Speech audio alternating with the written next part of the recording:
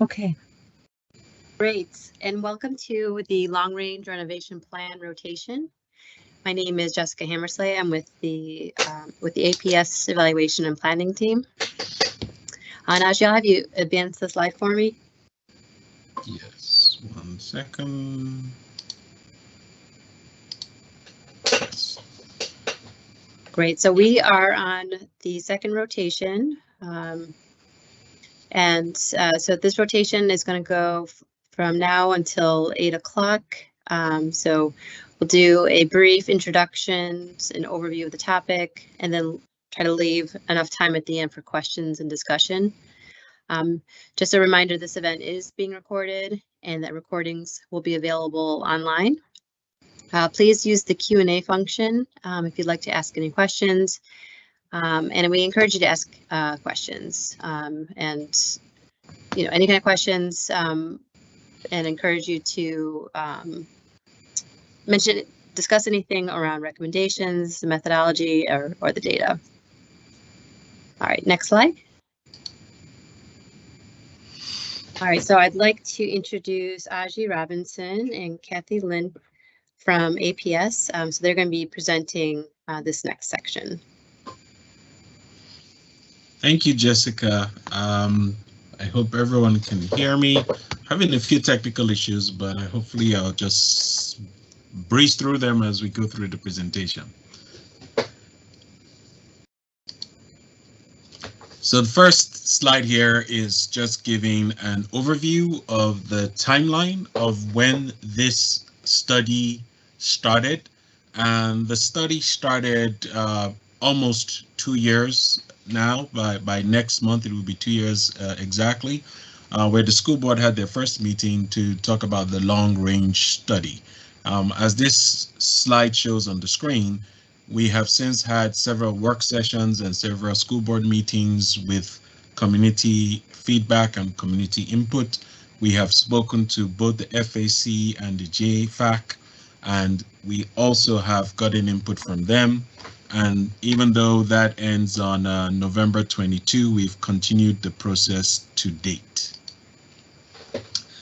To carry out this long-term study, we engaged one of our architectural firms, a firm that's local to Arlington, MTFA Architecture, and supporting them as they're the lead member of the team is Facilities Engineering Associates. They are the expertise is to actually do conditional assessment of facilities. And we also have one of our engineering firms, CMTA, that's going to primarily look at the mechanical engineering and plumbing. That's what MEP stands for, the systems within our building. They have also worked with us for quite a while, so they're familiar with our APS standards.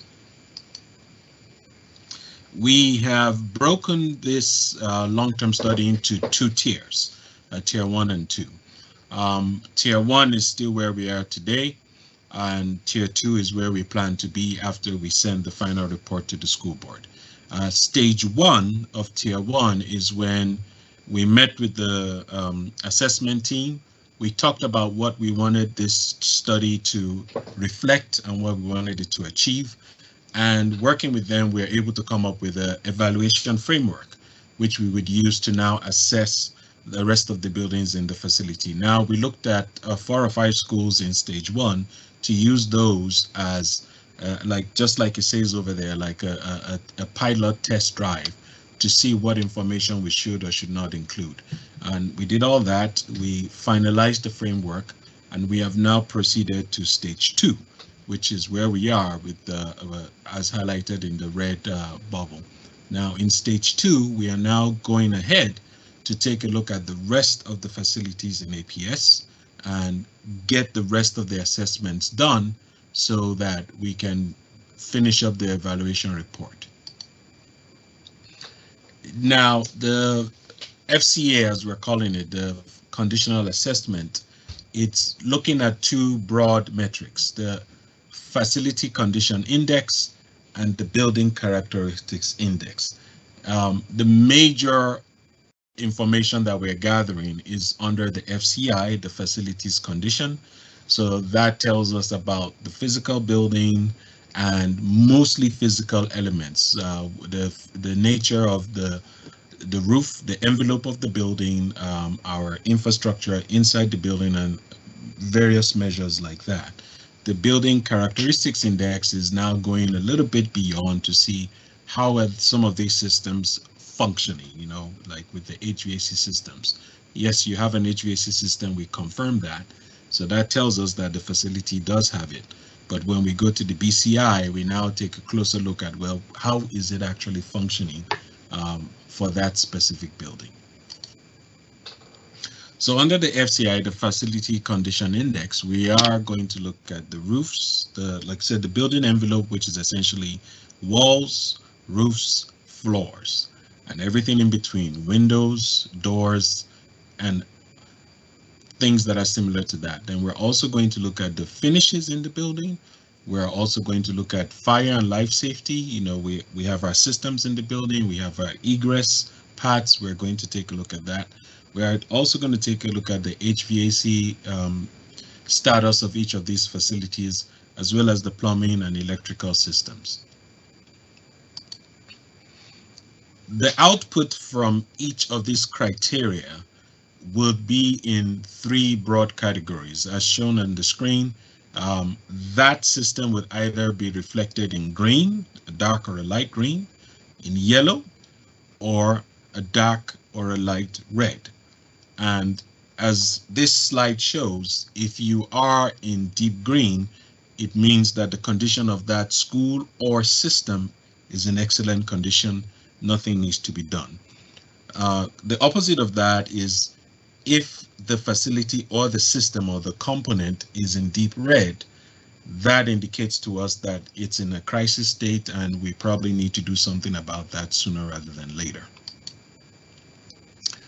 So things that the BCI is going to look like I had mentioned, is some of the requirements we have are specific to the programs we have in our buildings. So that looks at some of this criteria we have in each individual building, the programs that we're running, and we're talking about indoor air quality and other metrics that are not necessarily physical, but that our staff and students are exposed to when they're in our buildings. The output of this entire study is we're using a traffic light system, something that we can all easily identify and understand. So we're using the green light, the yellow light, and the red light system. For all the facilities that appear to be green, that means there's very little that needs to be done. They're in good, they score well across the board of all the metrics that we're looking at. The buildings that are in yellow, that indicates to us that certain systems and certain attributes of the building are great, and certain systems and certain attributes are not in such a great condition. So we can take a look at those attributes that need attention within the entire facility itself.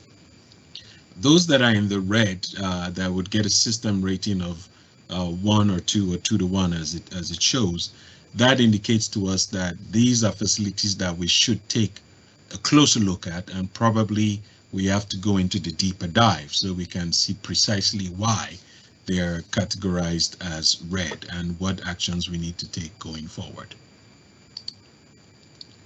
Now here we have a list of all our EPS facilities, about 40 of them in total.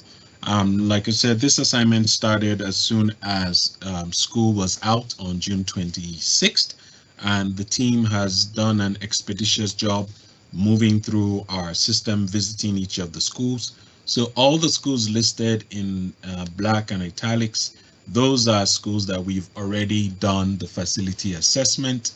And we have, as you can see, we've completed the assessment for all our actual school buildings. Now, the two facilities that are left, the Facilities and Transportation Center, what we call the Trade Center, and our CIFAX educational building, our headquarters building. So those are the two facilities that are left.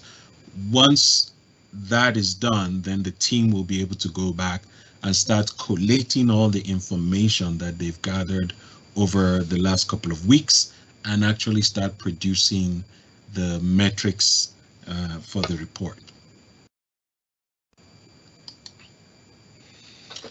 So the next steps or the output of all this is once the assessments have been completed, a draft report will be produced by the consulting team. That would be given to APS. APS then needs to approve the evaluation report. Between the draft and the approval, we would share it with all the stakeholders that need to see it. We'll obviously share it with APS upper management, with our superintendent, with the school board themselves for them to give us comments or things that we need to tweak here and there. We'll also meet with the FAC and the JFAC so we can get their information as well. And once we have all that, then we shall produce the final evaluation report. The report will be approved. And the last bullet point there is we now expect the school board to let us know which of those facilities need to go into tier 2, which is the deeper dive, which we shall go back to the buildings in tier 2, and we shall do a much more extensive evaluation of the systems of the building. And with that, as always, we welcome comments and engagement from our Arlington community. So trying to make things a little easier, the APS Engage platform has been set up. You can scan the barcodes on the screen and they would take you to different locations, to the location on our website for the thought exchange where you can actually make some comments, and those comments would get back to the APS team. And with that, we can take any questions that anybody might have.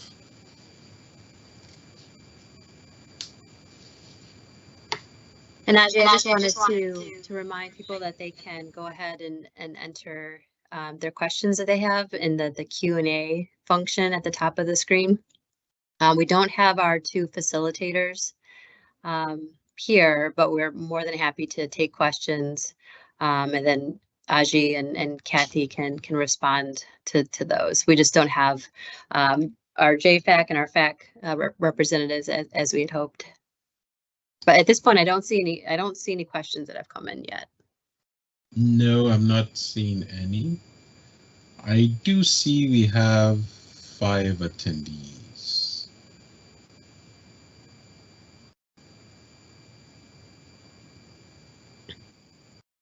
So maybe just give people a couple of minutes, see if they have any questions. If not, we can wrap things up. Okay, will do.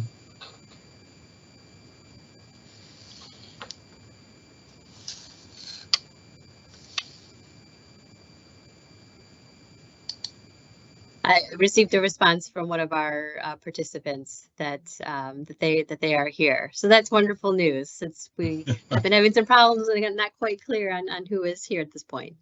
So thank you for your message.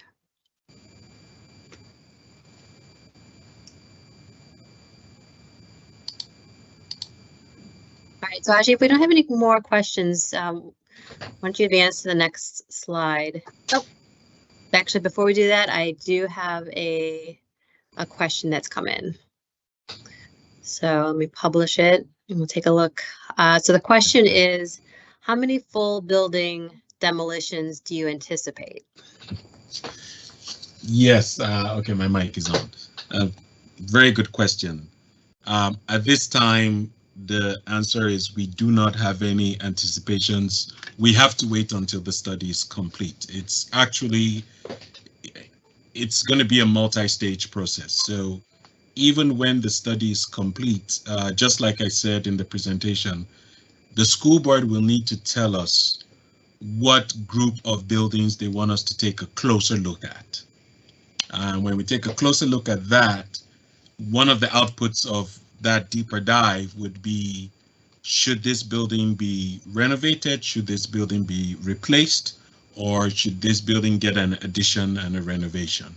So that information will come much later in the process. That would come after we've completed even our second phase of the study, our tier 2. So it's only at that point that we would know if we're going to, what's going to happen and when. And then obviously we're going to work with planning and evaluation so they can take a look at the enrollment and the projections, and that also is going to feed into the overall discussion. Kathy, Jessica, if you had anything else to add, please join in. I don't have anything to add on my end. If Kathy doesn't, I know we did get another question. Oh yes, I see that. Will the swing space prohibit you from completing multiple renovations at the same time?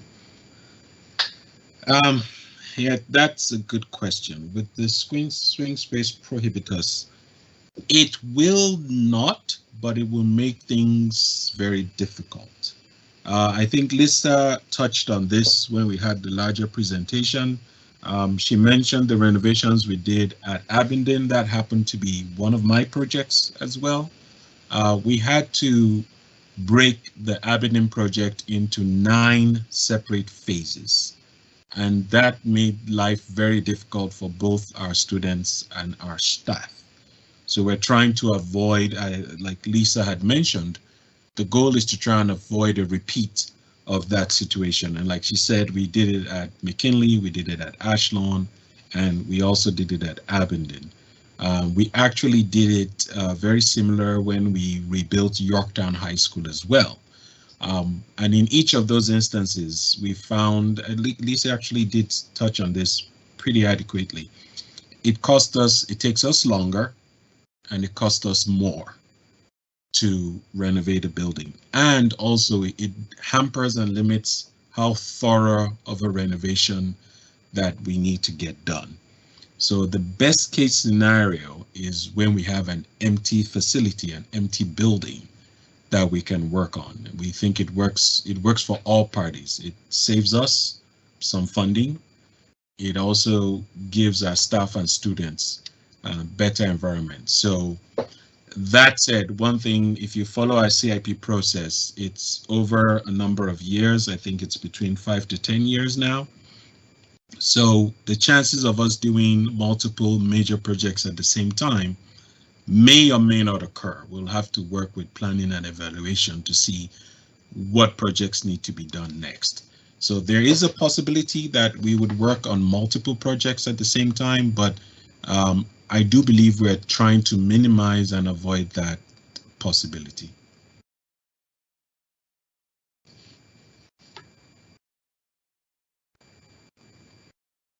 Right, and Aji, so we did have a couple more questions that have come in.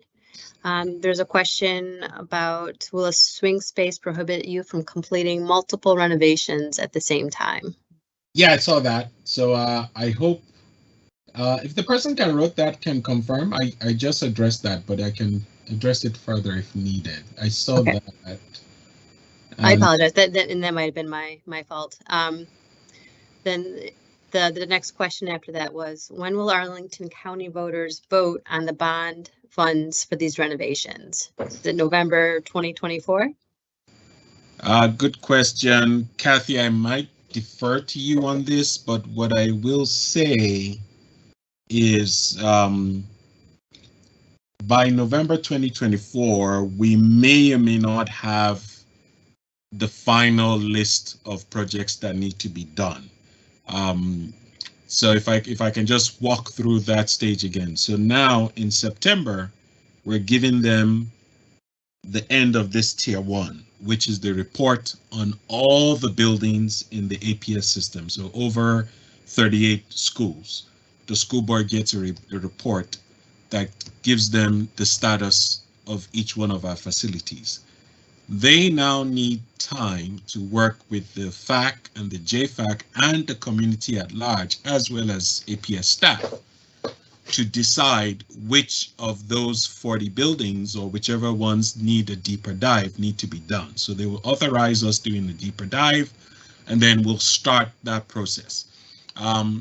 The quick assessments we've done that we've been able to do just over the summer, that's because it's more of a visual inspection and checking things out. When we do a deeper dive, we're going to include things like the site, access to the site, the size of the school site, the possibilities of what options we have, what we can do. Can we build new? Can we replace if we need to? Okay, if we are going to renovate, what kind of renovations? How deep a renovation do we need to get done? So all that's going to be completed in stage 2 with the deeper dive. That again is going to go up to the school board for the school board and the FAC and the JFAC to discuss.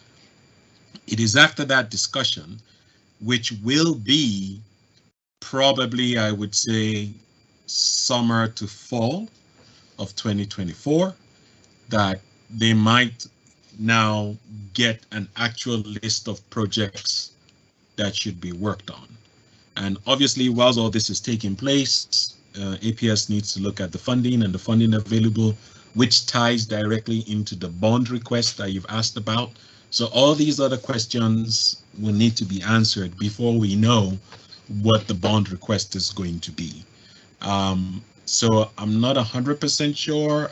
Kathy, if you have the timeline of when they would vote, please chime in. Sure. But So that's just what we're going to do leading up to it. Haji, let me try to answer that question. So typically our CIPs are 10-year plans. So our last CIP was passed in fiscal year 2023. It was a 2023 to 32 CIP. And the projects that were listed in that CIP were approved by the school board. And those projects then would go in the fall based on their year for bond referendum. So those projects for 23 and 24, November 24 would be under the 23-32 CIP. We anticipate the long-range renovation plan going into our fiscal year 2025-34 CIP and getting approved in June of 2024 so that they would go, like you said, in getting approved in June of 2025, and then going to the voters in November of 2025.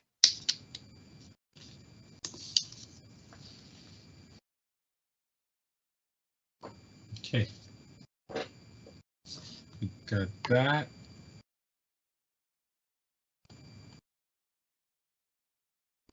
Oh, Jessica, I can see there's a follow-up question. Yes, so that looked like that was from the earlier question before the bond fund. So I think it'd be a good idea to maybe circle back to what we were just talking about. So the question is, I don't think you understood my question. With the swing space, you can only complete one school renovation at a time. So how does that speed up the renovations?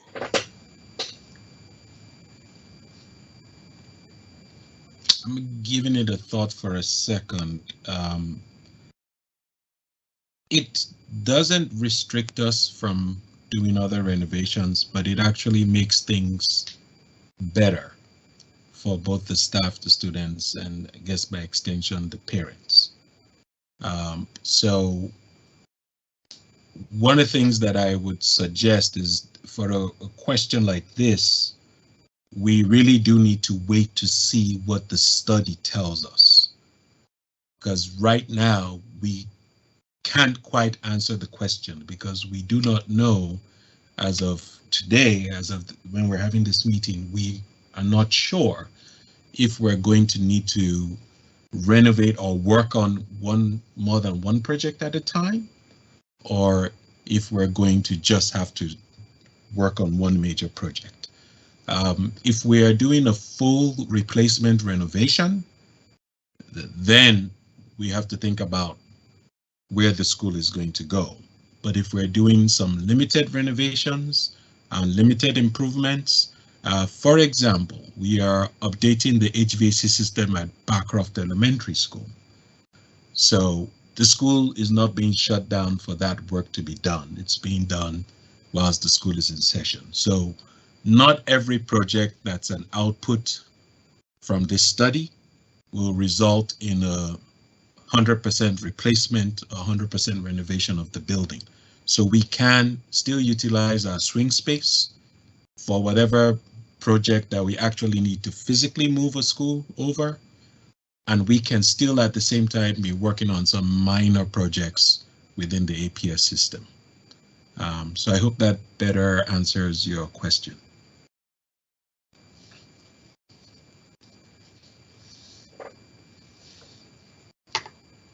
All right, Najee, and I just added a new question for you to take a look at.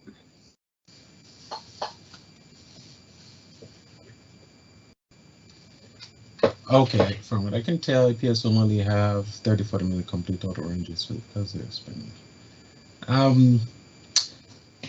Kathy, I'll speak on this, but I'll appreciate it if you jump in because I know you have way more information on the funding aspects than I do. What I will say, just to open up the discussion, is just like Kathy said, our CIP projects are a 10-year CIP study project that we have. Whenever we finalize our CIPs, one of the parties that I haven't mentioned yet is we obviously would have conversations with the county government when it comes to funding available, what year, what time, and things like that. So what I will say is, as regards what monies we would have, that will be discussed between the school board and the county board and the different funding departments. But Kathy, I have a feeling you'll have better information than what I just said. I mean, this is a very good question. From our CIP that we approved last year, the fiscal year 23 to 32 CIP, it does appear that we only have $30 to $40 million remaining for long-term renovation projects. However, as our Assistant Superintendent of Finance had shared during presentations for that CIP, is that revenue changes from year to year.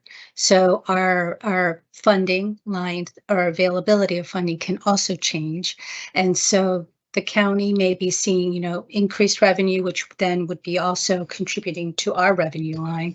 So while right now we only see 30 to 40 million, the funding line could change.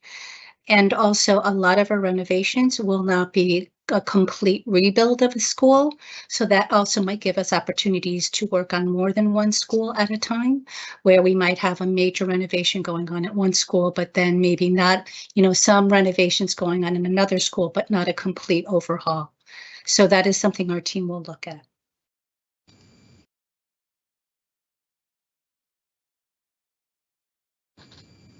Great, thank you, Kathy. We had another question submitted. They want to know, will the school communities undergoing the renovation get to weigh in as to whether they would prefer to move to the swing space or stay in place during renovations? I think that's a question we'll need to take back and then hopefully have an answer posted on our Engage page. That's a good question. What I will add, just for the resident that asked the question, is if you are familiar with how we do things, our school projects in APS, we work with what we call the BLPC, the Building Level Planning Committee, and the PFRC, Public Facilities Review Commission. The PFRC is a county mandated commission, which is citizens groups, civic associations, parents, PTA are all represented, and county government. The BLPC is APS staff, parents as well are the main focus for our BLPC. So those two bodies are intimately involved with every project that we have. Now, like Kathy just said, that discussion may or may not take place in those forums, but we would take the question back and provide an answer. But those are two avenues when we do our CIP projects, we always work very closely with our residents and with our parents. Yep, and I can make sure I also take that back to the planning evaluation team to address that question, and we can post it under our FAQs.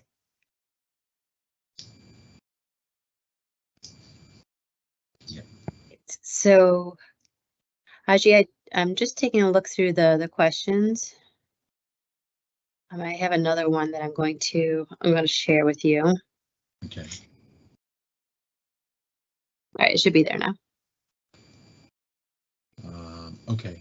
I'm struggling with why Nottingham and not Syfax. Oh, let me read it out loud so anybody can see it. I'm struggling with why Nottingham and not Syfax. Syfax has great capacity, parking capacity to deal with transportation, and a fantastic location. Yes, it is more expensive, but once Syfax is retrofitted, you would have a whole new school in a location where capacity is badly needed. Not to mention relocating office workers to an office building should be seamless, and given the dire situation of office space in Arlington. Yes, I think that's a very good question. So Audrey, I think this is more of a question for the swing space group. So I think we should take note of this question and then have Jessica share it with the planning and evaluation team. Yes, we this here, unfortunately, we don't have the details of those discussions and how some of those thoughts and opinions were made. So we can definitely take this question back to that group. Mm-hmm. Yep, and I agree. That's probably something more for the swing space rotation, and that recording will be available after this evening to see if this particular question is addressed. But yes, I will make sure that I take this question back to the group, and we'll post it as an FAQ.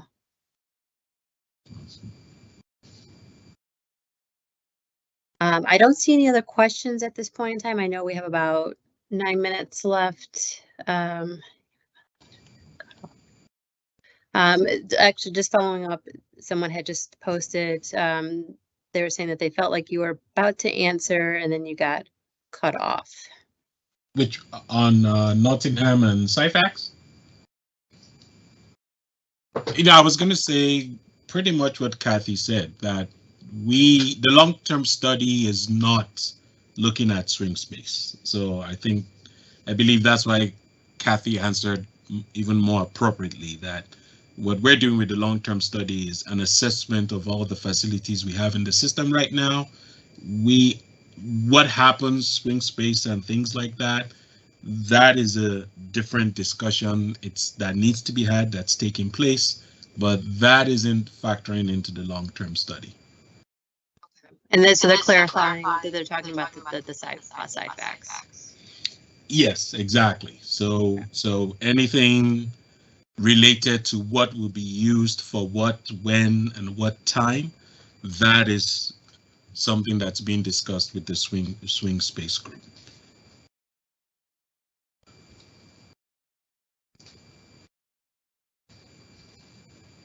Okay, so I don't see any other questions at this point. So I'll have you advance to the next slide. Yes.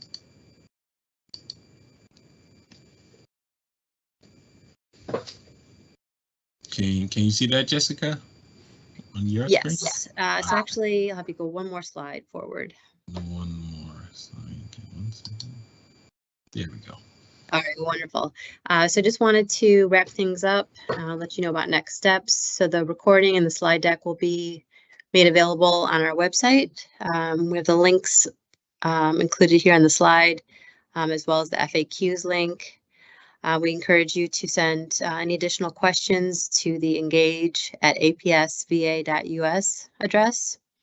And also just wanted to bring to your attention future community table sessions. We have one on August 22nd at Kenmore. September 5th, we have a virtual event for the dual language immersion program move.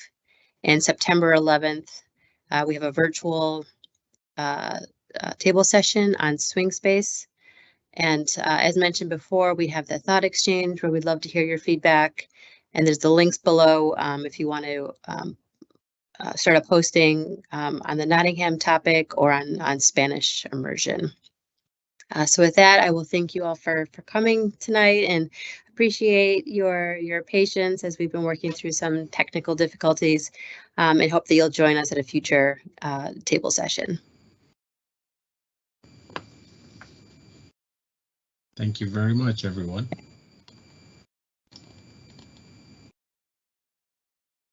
I'm going to go ahead and end.